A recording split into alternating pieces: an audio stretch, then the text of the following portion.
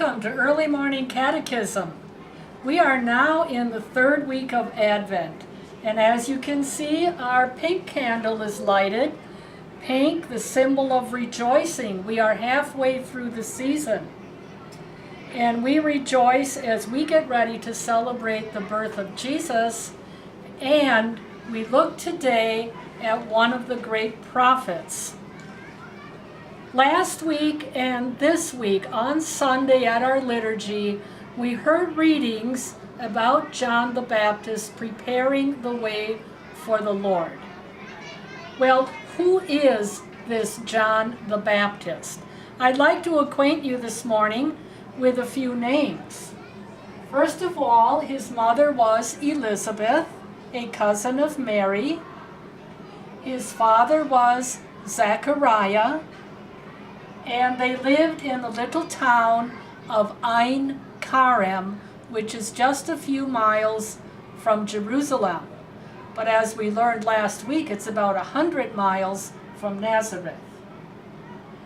We are looking at John the Baptist not as a child and not as one who's preparing people for the birth of Jesus, but we're looking at him as an adult who's preparing the people for Jesus to come on the scene as an adult. He's preparing the people for Jesus' entrance into his public ministry. But we hear those words, prepare the way, during this season of Advent.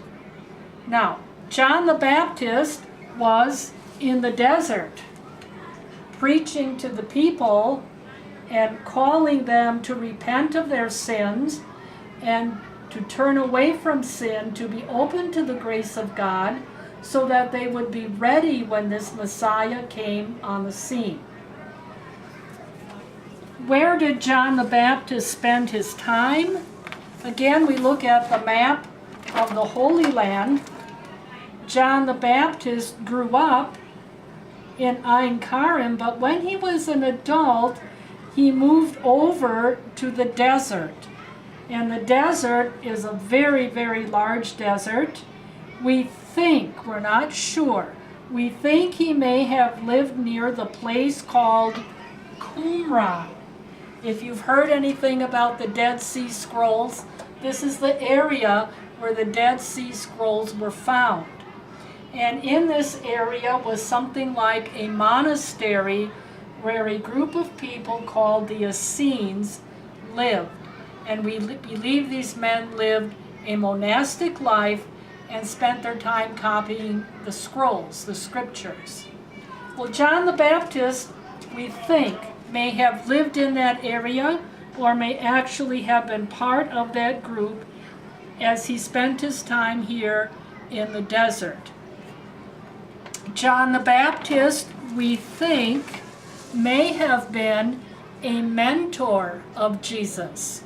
We think they may have had a relationship as they were growing up, and that John came to be his mentor because John was first on the scene to be preaching.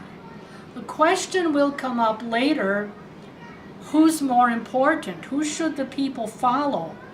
And John will make that statement, he must increase, I must decrease.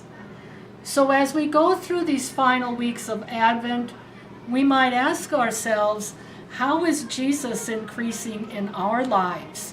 What are we doing to prepare the way of the Lord?